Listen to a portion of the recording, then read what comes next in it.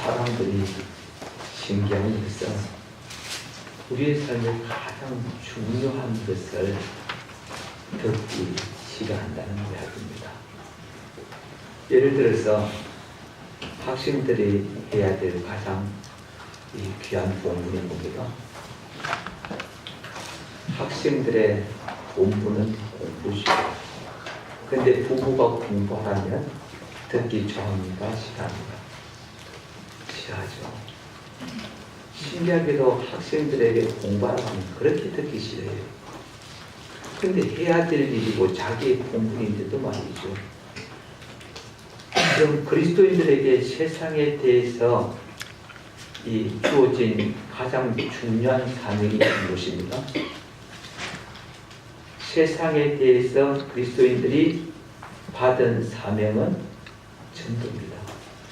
근데 예수 믿는 사람들에게 전도하라면 이거 굉장히 듣기 싫어합니다. 어떻게 보면 예배 드려야 됩니다. 성경 읽어야 됩니다. 찬송해야 됩니다. 기도해야 됩니다. 이런 것들은 그래도 수긍을 하는데 전도에 힘써야 됩니다 하면 별로 반응이 안 좋아요.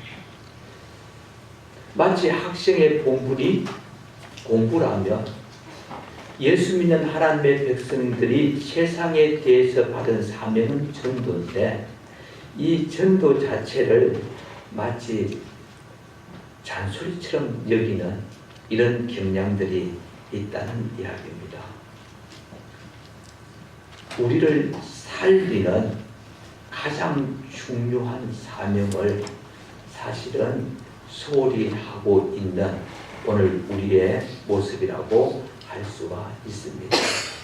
이런 복음의 사명을 감당한다는 것, 이건 다른 말로 말하면 내가 사는 길이다 라는 것을 기억하고 오늘 이 말씀을 접할 수 있었으면 좋겠습니다. 자, 오늘 내용이 좀 길죠. 19절부터 34절까지 굉장히 보물이 깁니다.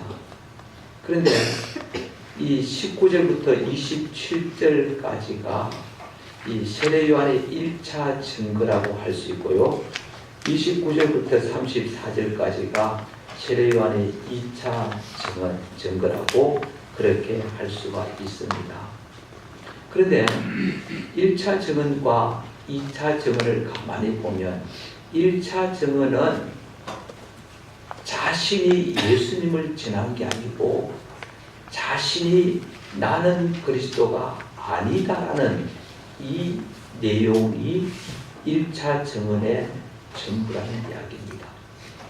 그리고 2차 증언이 우리로 말하면 이제 전도라고 할 수가 있습니다.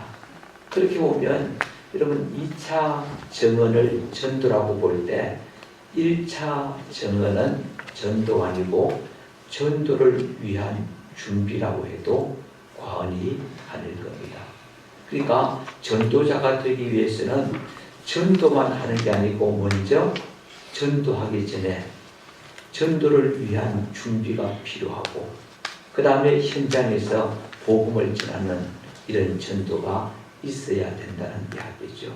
그래서 오늘 1차 증언을 통해서 준비하는 데 필요한 부분을 살펴볼 것이고 2차 증언에서 전도의 내용을 간략하게 살펴보려고 합니다. 자, 오늘 본문에 보면 유대인들이 예루살렘에서 제사장들과 뇌인을 요한에게 파송했다. 그렇게 말씀하고 있습니다.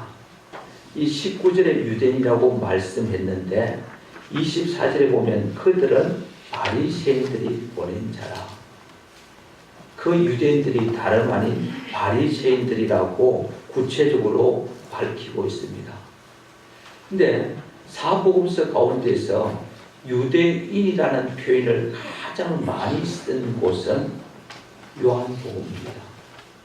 마태, 마가, 누가복음, 동방복음 세 개를 다 합쳐도 요한복음 하나만큼도 유대인이라는 단어를 쓰지 못합니다. 거의 예를 들어서 마태, 마가, 누가가 합해서 한 20여의 2만 정도의 유대인이라는 표현을 썼다면 요한복음 이 자체만 가지고도 거의 70여 회 이 유대인이라는 표현을 쓸 정도로 유대인을 많이 사용했습니다.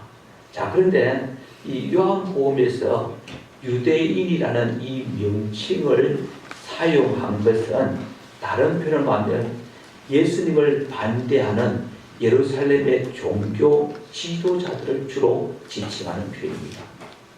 그러니까 유대인이라는 이 단어가 사용되어진다는 것은 지금 예수님에 대한 반대 세력이 형성된다는 의미를 담고 있다고 생각하시면 됩니다. 아, 여기서 예수님이 반대를 지금 당하고 있구나, 배척을 당하고 있구나, 이런 표현이 유대인이라는 단어가 나오게 될 때 대충 그렇게 생각하면 된다는 말이지요. 자, 그런데 제사장과 레위인들이 이 세례 요한을 찾아와서 3번에 걸쳐서 세례 요한의 정체를 지금 묻고 있습니다. 네가 누구냐 이거죠. 네가 그리스도냐? 아니다. 엘리야냐? 아니다. 그 선지자냐? 아니다. 지금 계속 아니다, 아니다, 아니다 부정하고 있는 모습입니다. 이 세례 요한에게 네가 그리스도냐, 메시아냐 이 말이잖아요. 그 선지자냐, 이 표현도 메시아냐 묻는 의도입니다. 이 그 선지자는 구약 모세 시대 때 나와 같은 선지자를 보내실 것이다. 그 모세보다 더 나은 바로 메시아를 지칭하는 말이지요. 그러니까 첫 번째 네가 그리스도냐, 마지막 3번째 그 선지자냐, 아니다 라고 세례 요한이 자신은 메시아가 아니라고 부정하는 것은 우리가 일리가 있는데, 네가 엘리야냐 질문할 때 세례 요한은 아니다 라고 대답을 했어요. 여러분, 공간복음 마태, 마가, 누가복음에서 세례 요한이 올 것이다, 이 세례 요한이 오는 것이, 아니 엘리야가 오는 것이 세례 요한의 탄생으로, 출생으로 성취되어졌다, 이렇게 공간복음에서 이야기하거든요. 그러니까 다른 말로 말하면 엘리야가 다시 오리라고 그렇게 말락에서는 이야기하는데, 그 엘리야가 다름 아닌 세례 요한이라고, 세례 요한의 출생이 엘리야의 예언을 성취한 것으로 그렇게 설명을 하고 있는데, 지금 요한복음에서 세례 요한은 네가 엘리야냐 물으니까 나는 아니다라고 부정을 한다는 말이죠. 마치 공간복음서하고 이 요한복음하고 서로 말씀이 맞지 않는 것처럼 느껴집니다. 그런데 여러분, 이 부분은 이렇게 해석하시면 됩니다. 자, 분명히 공간복음서에서 엘리야를 주장하는 것은, 엘리야를 세례 요한으로 연결짓는 것은 엘리야의 신령과 능력으로 세례 요한이 사역할 것에 대한 예언을 성취했다는 이야기죠. 그러나 이 요한복음에서는, 자, 앞에 첫 번째 질문이 네가 그리스도냐, 3번째 질문이 네가 그 선지자냐, 곧 메시아냐, 이런 말이잖아요. 그러면 첫 번째 메시아냐 묻고 마지막 부분이 메시아냐 묻는다면, 그 중간에 네가 엘리야냐라고 질문하는 것은 어떤 의도입니까? 결국 네가 메시아냐 하는 이 질문의 의도를 가지고 지금 세례 요한에게 물었다는 이야기입니다. 그러니까 세례 요한의 입장에서는 나는 메시아가 아니다, 이 표현이 바로 나는 엘리야도 아니다, 이 표현과 같다는 이야기입니다. 그러니까 공간복음이 보는 초점과 오늘 세례 요한이 지금 유대 지도자들이 보낸 자들이 질문한 내용에 아니라고 반응한 것은 서로 보는 시각의 초점이 달랐다라는 것을 말씀하고 있는 것입니다. 그러니까 셋 다 부정하면서 아니다, 아니다, 아니다 하니까 이제 이 종교 지도자들, 유대인들이 예루살렘에서 제사장들과 레위들을 보냈는데 그들이 질문을 그럼 너는 누구냐? 라는 질문을 합니다. 너는 누구냐?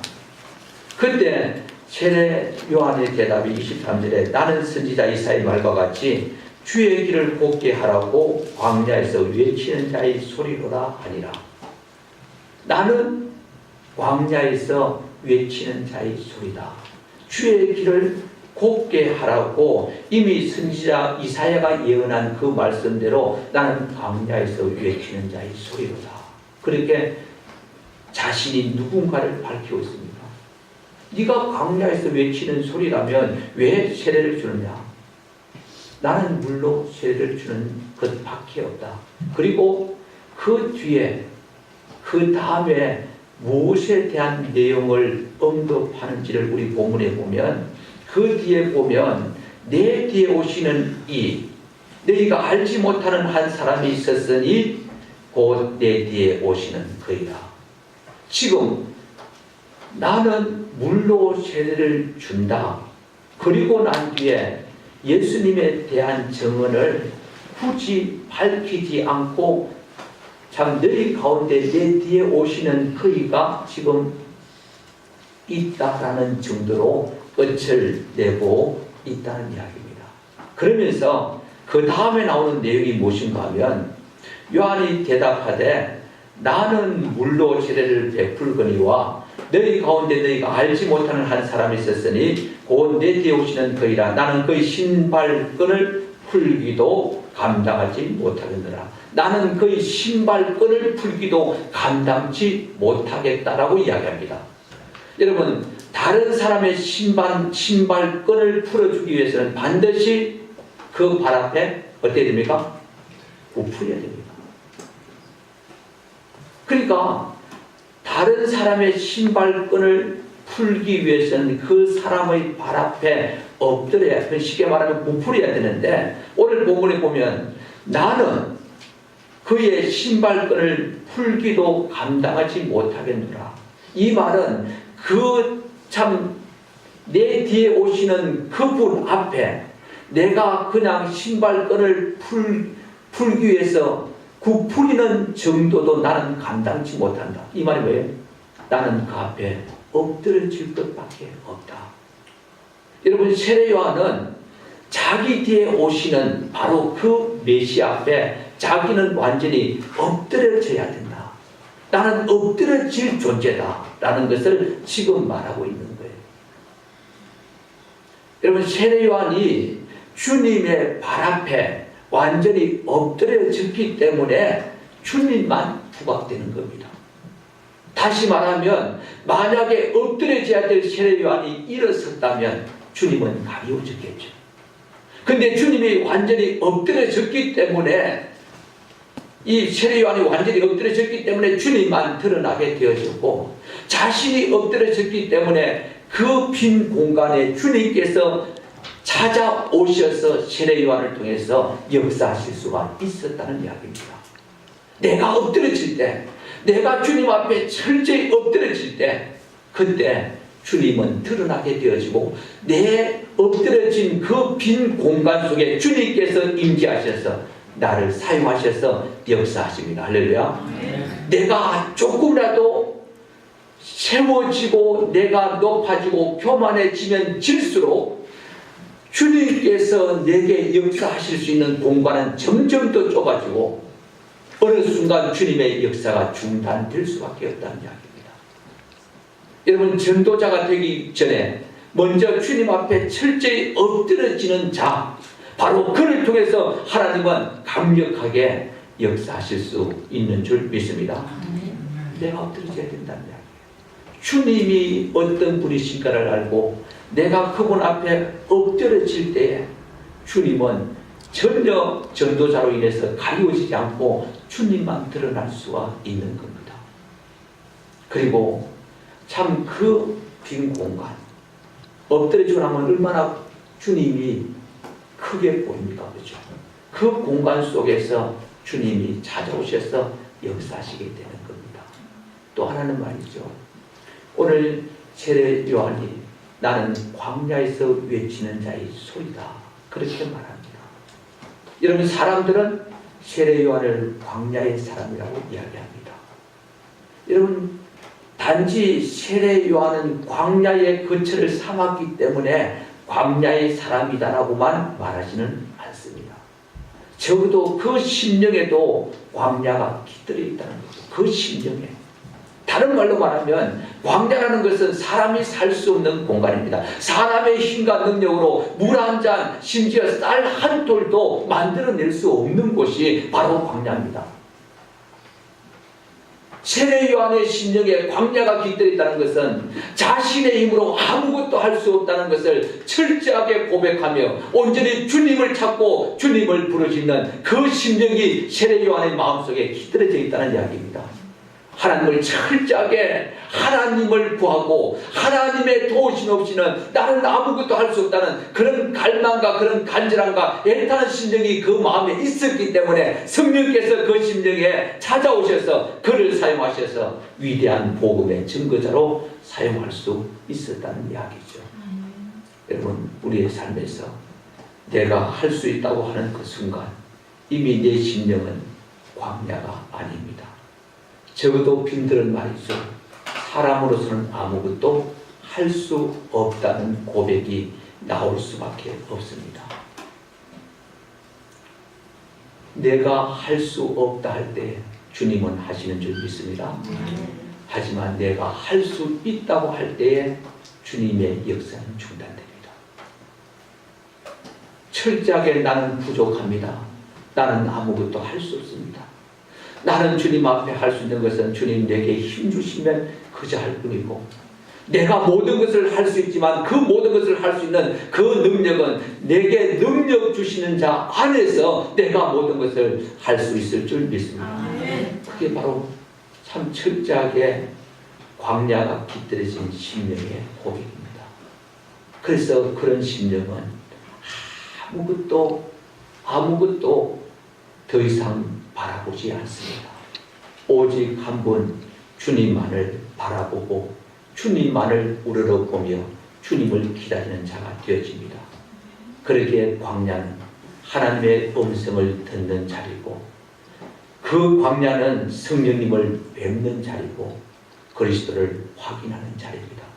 광야에서 성령을 뵙고 그분의 음성을 듣고 그리스도를 확인하게 되어질 때, 다시 말하면 그분의 음성을 귀로 듣고 그분의 임재를 눈으로 볼 때 비로소 그 임에서부터 이제 예수님이 증거될 수 있다는 이야기입니다. 할렐루야. 여러분, 귀로 듣고 눈으로 보는 자가 입으로 뱉을 수가 있는 거예요. 귀로 듣지 아니하고 눈으로 보지 아니하고 그리고 입으로 뱉는 것은 거짓일 수 있고, 입으로 뱉는 것은 자기의 자랑일 수 있고, 입으로 뱉는 것은 오히려 주님의 복음을 가리울 수 있습니다. 그러나 광야가 깃든 심령이었던 이 세례 요한은 그 광야에서 주의 음성을 들었고 그 광야에서 주님의 임재를 경험했기 때문에 그 입술을 통해서 이제는 복음을 증거할 수 있었다는 사실입니다. 우리 모두가 주의 복음을 증거하는 이 사명을 감당할 수 있기를 바랍니다. 이 사명을 감당하기 위해서 날마다 나는 아무것도 할 수 없는 존재예요. 주님께서 내게 은혜 베풀어 주시고 내게 능력 주시고 내게 복음을 증거할 수 있는 입술을 주시고 내게 주님을 날마다 체험할 수 있도록 내 눈과 귀를 열어달라고 주님 앞에 엎드리는 자에게 비로소 복음의 사역을 감당할 수 있는 귀한 종들이 되어지는 줄 믿습니다. 이런 신앙의 사람이 되는 것이, 여러분, 복음을 증거하기 위해서 이렇게 엎드리는 것이 자기가 벌써 사는 거예요. 이게 사는 비결입니다. 이것만 되어지면 다음 부분은 사실 문제가 되지 않는 거죠. 자, 오늘 이 29절부터 34절까지는 세례 요한의 2차 증언에 대해서 나오게 됩니다. 이게 복음의 현장이라고 보시면 되죠. 이튿날, 분명히 전날과 다릅니다. 전날은 막 싸우잖아요. 쉽게 말하면 갈등하잖아요. 전날은 예수님만 결국은 뭐하게 만듭니까? 예수님만 드러나게 만드는 것이 전날입니다. 나는 그의 신발끈을 풀기도 감당치 못하겠노라. 결국 나는 아주 비천해서 나는 가치 없는 무가치한 인생이고 내 인생의 가장 존귀한 분은 주님밖에 없습니다. 이 고백이 나올 때까지 끊임없이 쉽게 말하면 대적하는 자들과 갈등 속에서 지금 마지막 고백이 나는 그의 신발끈을 풀기도 감당치 못하겠노라 여기까지 들어오잖아요. 그러니까 여기까지 온다는 것은 쉽게 말하면 이 복음을 전하기 전날에 참 대적자와 함께 변론하면서 갈등하는 부분이라고 생각하시면 이해가 되겠죠. 여러분 그렇잖아요. 내가 아무것도 할 수 없는 존재이기 이전에 뭔가 내가 하기는 해야 되는데 이런 생각도 가지고 내가 사명을 맡아서 감당하기는 해야 되는데 이 생각이 내 신경 속에 조금이라도 생기게 되면 이제 나가는 것이 사실은 불편하고 힘들다는 이야기죠. 그러니까 이 마음들이 완전히 없어지기까지 그 전날 갈등하고 고민하며 주님 앞에 매달리는 것 사실 이것이 필요하다는 이야기죠. 그래서 나는 아무것도 할 수 없는 존재고 나는 절대로 복음의 사역을 감당치 못하는 존재구나. 주님만이 내 삶의 해답이구나. 그걸 철저하게 전날 나가기 전에 갈등하고 고민하고 결국 주님이 드러나게 되어질 때 이제 전도의 현장에 가서 무엇을 할 것인가가 나오는 겁니다. 오늘 본문에 보면 세례 요한이 예수님께서 자기에게 나오심을 보고 보라 세상 죄를 지고 가는 하나님의 어린 양이로다 보라 하고 외치고 있는 장면입니다. 여러분 종종 예수 믿는 그리스도인들이 실수하고 착각하는 경우가 있습니다. 복음은 삶으로 전하는 것이 복음이지 복음을 왜 외치고 왜 복음을 마이크 대고 그렇게 나팔을 부느냐 그것이 오히려 복음을 가리는 것이 아니냐 그렇게 생각합니다. 여러분 삶이 바탕이 되는 것은 맞습니다. 그러나 복음이라는 것은 반드시 소리로 외쳐지는 것이 복음입니다. 가장 유명한 전도자 중에 하나가 웨슬리입니다. 여러분 웨슬리가 참 자신이 진정으로 거듭나기 전에 이미 그는 설교를 하는 자였습니다. 미국을 건너가서 그는 집회를 인도했지만 실패했습니다. 뭐 당연하겠죠. 참 진정으로 거듭나지 못한 그러한 모습을 가지고 가서 집회를 이끌었으니까 뭐 좋은 결과를 가져올 수가 없었을 겁니다. 그래서 이 조지아에서 이제 영국으로 가는 배를 타고 영국으로 가다가 이 폭풍을 만나게 되고 그 배 안에 모라비안 그리스도인들을 만나게 됩니다. 그러니까 이 폭풍을 지금 배가 맞이하게 되는데 모라비안의 어엿한 그 참 이 폭풍 앞에서도 두려워하지 않는 그런 신앙의 모습에 큰 감명을 받습니다. 웨슬리가. 그렇지만 그 배 안에서 웨슬리가 진정한 회심을 한 것은 아니었습니다. 오히려 웨슬리가 진정한 회심을 한 것은 말이죠. 이 알더스게이트라는 곳, 이 조그마한 이 교회당입니다. 이 알더스게이트라는 이 조그마한 교회당에서 집회를 할 때 한 사람이 갈라디아 주석을 읽는 소리를 듣고 성령으로 회심했다 이렇게 말합니다. 물론 뒤에 어떤 그 본문을 번역한 분들이 하는 말이 아마 갈라디아서가 아니고 로마서였을 것이다. 루터가 로마서를 읽다가 회심했으니까 아마 그 본문은 갈라디아서가 아니고 로마서였을 것이다. 그리고 역자성 이렇게 나오는데 결국은 이 갈라디아서든 로마서든 한 사람이 그 루트의 갈라디아서 본문을 주석한 내용을 읽었을 때 그 본문을 듣고서 웨슬리는 회심했다는 이야기입니다. 물론 모라비안 그리스도인들의 그 삶의 모습을 보면서 감동을 느꼈겠죠. 그 부분이 전혀 필요 없다는 말은 아닙니다. 그 부분이 필요합니다. 그러나 무엇보다도 반드시 복음은 소리로 증거되어져야 됩니다. 할렐루야. 여러분, 예수 믿는 사람들이 참 덕을 끼치고 믿지 않는 사람들에게 경건의 모습을 보여주는 것이 필요합니다. 왜냐하면 그 입술로 증거되는 복음이 능력으로 나타나기 위해서 말이죠.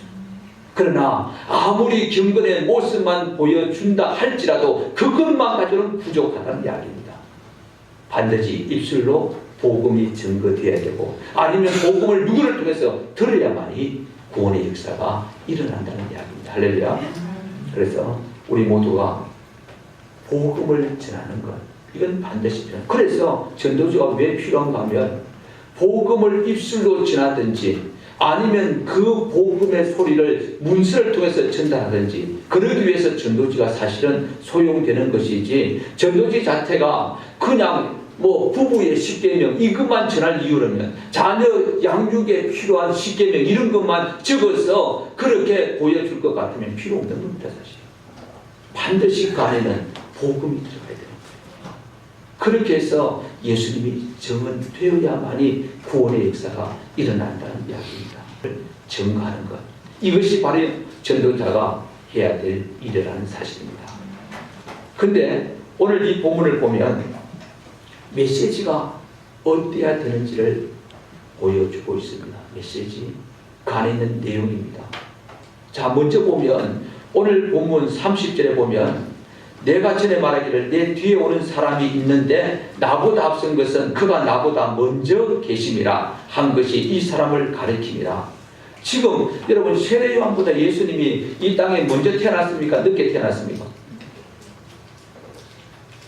내 뒤에 오는 사람, 분명히 예수님은 세례 요한보다 6개월 뒤에 태어났습니다. 그러니까 뒤에 오는 사람은 맞습니다. 그런데 나보다 앞선 것은 그가 나보다 먼저 계십니다.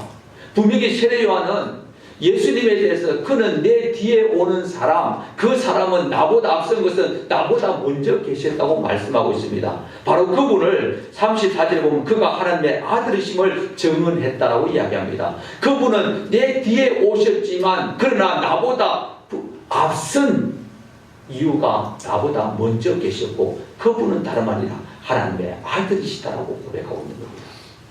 여러분, 예수님이 한 사람으로 십자가에 못 박혔다면 우리에게 아무런 유익이 없습니다.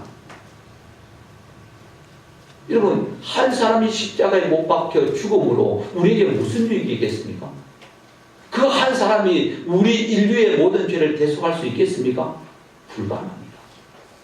하지만 그 예수님께서 십자가에 못 박혀 죽으심이 우리의 모든 인류의 죄를 대속할 수 있었던 이유는 바로 그분이 하나님이셨기 때문에 가능하다는 이야기입니다. 그래서 예수님은 하나님이 육신의 몸을 입고 이 땅에 오셔서 우리 죄를 대속하기 위해서 십자가에 죽으신 것이죠. 이것이 바로 여러분 복음의 가장 중요한 핵심입니다. 그 다음에 나오는 것이 뭡니까? 보라, 세상 죄를 지고 가는 하나님의 어린 양이다. 세상 죄를 지고 가는 하나님의 어린 양이다. 어린 양, 1년 된 양. 여러분, 양 하면 보통 우리에게 떠오르고 연결되어지는 것이 어느 부분입니까? 유월절 양과 그리고 이사야 53장의 내용입니다. 어떻게 보면 여러분, 이 요한복음 1장, 이 1장은 말이죠, 사실 아직 유월절이 오기 전이라고 할 수가 있습니다. 왜냐하니까 2장에 가보면 성전을 깨끗게 하시는 이 예수님이 등장하게 되어지고, 2장 13절에 보면 유대인의 유월절에 가까운지라 예수께서 예루살렘으로 올라가시더니 이렇게 나오거든요. 그러니까 이 앞부분에서 예수님의 공생의 이 사역 초기, 바로 초기에는 이제 유월절이 임박했을 시기라고 보시면 되는 거죠. 그때 유월절 희생 제물로 드려질 양들을 끌고 아마 세례 요한 주변을 지나갔을지 모릅니다. 그러니까 그 유월절 희생 제물로 드려질 양들을 바라보면서 예수님과 맺히시께서 보라 세상 죄를 지고 가는 하나님의 어린 양이다 라고 말씀을 하고 있는 거죠. 양의 피가 문설주와 임방에 바를 때 하나님의 진노를 넘기겠다, 넘어가게 하겠다. 그게 바로 출애굽의 역사 가운데 마지막 부분이지 않습니까? 그리고 이사야 53장 4절 5절에 나와 있는 대로 그는 실로 우리의 질고를 지고 우리의 슬픔을 당하였거늘 우리는 생각하기를 그는 징벌을 받아 하나님께 맞으며 고난을 당한다 했노라. 그가 찔림은 우리의 허물 때문이요 그가 상함은 우리의 죄악 때문이라. 그가 징계를 받음으로 우리가 평안을 누리고 그가 채찍에 맞음으로 우리는 나음을 받았도다. 자, 처음 예수님이 누구신가를 지금 세례요한은 전했습니다.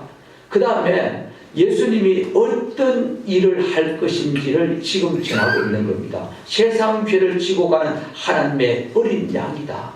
그 어린 양, 유월절 어린 양, 결국 십자가에 못 박혀서 우리의 질고를 담당하시고 우리의 죄악을 담당하시기 위해서 십자가에 못 박혀 죽으실 분이다. 이걸 지금 세례 요한은 증언하고 있다는 이야기죠. 예수님이 누구신지, 그리고 그 예수님께서 나를 위해서 무슨 일을 하셨는지, 그것이 바로 지금 전도자가 전하는 메시지라는 이야기입니다. 그리고 한 가지 더 있는데 그게 무엇인가 하면 나도 알지 못했지만 성령이 비둘기같이 임하는 그 사람이 바로 성령으로 세례를 줄 자다. 이 말이 뭡니까? 예수님을 따르는 자들, 예수님을 따르는 자들에게 예수님께서 성령을 부어주시겠다는 이야기입니다. 다시 말하면 예수님을 믿는 자들의 삶에 개입하셔서 주님께서 함께 사시겠다는 이야기입니다. 이걸 소개해 줘야 된다는 거죠. 예수님의 대속만 전하는 것으로 끝나지 말고 그 예수님의 대속을 통해서 우리가 구원받았다면 그 심령 속에 주님을 모시고 주님께서 나를 사로잡아서 내 삶을 이끌어 가도록 만들어주는 바로 성령의 역사를 소개해야 된다는 이야기입니다. 그렇게 메시지가 전달되어야 된다는 이야기죠. 그리고 난 뒤에 마지막 기억해야 될 것은 예수님을 기도로 초청하는 거지요.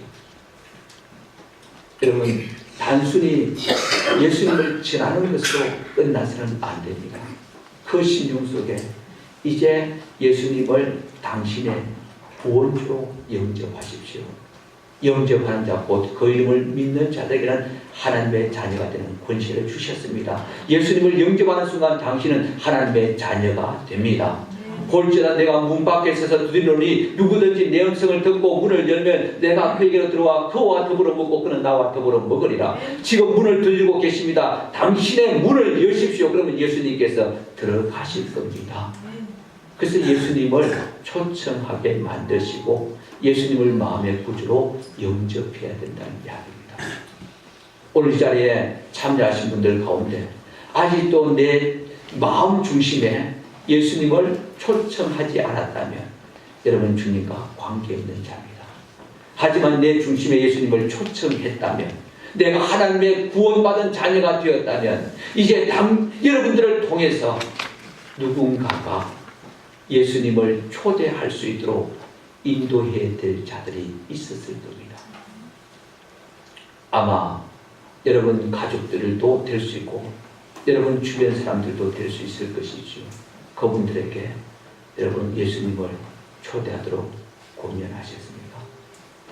여러분이 예수님을 초청했다면 이제 그분들도 예수님을 초청할 수 있도록 여러분이 돕고 여러분들이 옆에서 이 도와주어야 될 사명을 가지고 감당하는 것이 전도자의 삶입니다.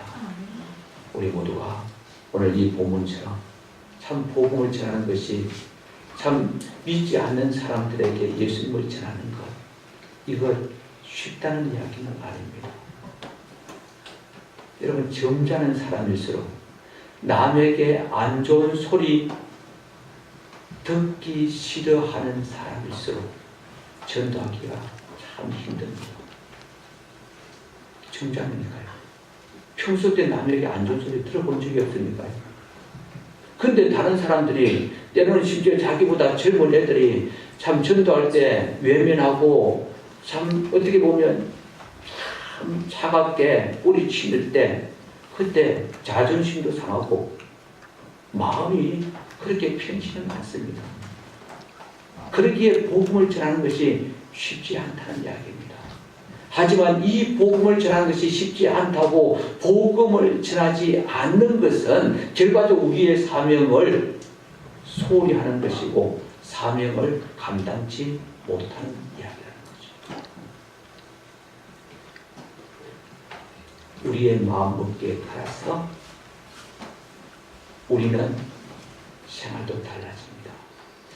여러분 원효 대사의 해골물 아십니까? 이 원효 대사가 유학길을 떠났습니다. 그 네이버를 찾아보니까 수원 지역, 그러니까 이제 저 당나라로 저 위로 올라갔다가 수원 지역 아마 그 지역이라고 이야기하는데 거기서 이제 밤이 이제 되어서 들어갔습니다. 이제 빈 집인 줄 알고 들어가서 잠을 잤는데 나중에 일어나 보니까 그곳이 빈집이 아니고 고총이었다, 시경 무덤이었다, 뭐 이런 이야기가 나오는데 어쨌든 거기에서 밤에 자다가 너무 목이 말라서 이 깜깜한 밤에 더듬거리다 이 그릇에 물이 있는 줄 알고 그 물을 벌컥 마시고 잠을 잤어요. 잠을 잤는데 아침에 일어나 보니까 그 물이 어떤 물이에요? 해물에 담긴 물이었다는 거죠. 그러니까 그 물을 그 전날 모르고 먹었을 때는 그 물이 그렇게 시원하고 맛있었는데 아침에 보니까 구역질이 나고 토하고 그렇게 했다는 거죠. 그리고는 그때 원효 대사가 깨달은 게 뭔가 하면 사람은 마음에 생각하기 나름이라는 거죠. 그 전날이나 지금이나 똑같은 입장이지 않습니까? 그 전날 물이나 지금 물이나 똑같은 물인데 그 전날은 전혀 문제가 없었는데 지금은 그렇게 문제가 되었다는 이야기입니다. 그러니까 사물의 깨끗하고 더러움이 그 사물의 실체가 아니고 마음에 따라서 바뀐다는 이야기입니다. 마음먹기에 달렸다는 이야기입니다. 여러분 전도해야 될까 안 해야 될까 이거 갈등하기보다 마음먹기에 달렸습니다. 내가 사는 길, 내가 은혜 받는 길, 내가 복음을 전가하기 전에 준비하는 이 일을 통해서 내가 은혜를 체험할 수 있는 길이 복음의 사명을 감당하는 일이다 생각하면 복음을 전하려고 애쓰는 거예요. 그런데 복음 전가하는 것이 힘들어. 복음 전가하는 것이 어려워. 그러니까 힘들고 어려운데 나는 그 일을 안 할 거야. 그러면 절대로 복음을 전할 수가 없는 겁니다. 여러분 왜 세례 요한이 유명할까요? 왜 위대할까요? 왜 세례 요한이 위대한 인물입니까? 그가 위대했던 인물은 바로 그를 통해서 예수님이 가장 강력하게 드러났기 때문에 그렇습니다. 왜 사도 바울이 위대한 인물입니까? 그가 주님을 위해서 고난과 옥의 갇힘과 심지어 돌에 맞아 죽을 고통까지 겪었던 인물이기 때문에 위대한 인물입니다. 주님과 상관없는 사람들이 아무리 위대한 업적을 여러분 이루어도 그것이 하나님에게는 아무런 의미가 없습니다.